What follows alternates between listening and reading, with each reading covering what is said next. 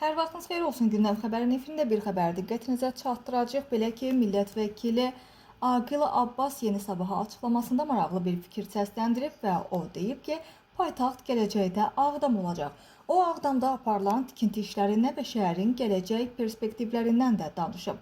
Deputatın sözlərinə görə yeni şəhər 150 min, 200 min nəfər üçün nəzərdə tutulub. Paytaxt gələcəkdə Ağdam olacaq. Şəhərin tikintisi və qurulması bunu göstərir.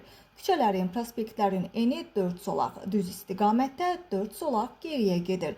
8 zolaqlı yollar çəkilir Ağdamda. Küçələrdə heç bir tıxac olmayacaq. Aqil Abbas bildirib ki, müvafiq sənədləri, yəni Ağdam rayon icra hakimiyyətinin qeydiyyatında olmayan şəxslər belə yeni salınan şəhərdə qeydiyyata düşə biləcəklər.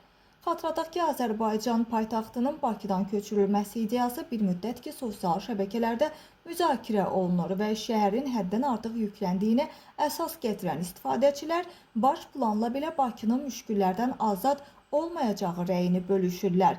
Yeni paytaxt variantları arasında Ağdamın da adı çəkilir. Onun ölkənin mərkəzində yerləşməsi və yenidən inşa olunması bu şəhərə həqiqətən müəyyən üstünlüklər qazandırır.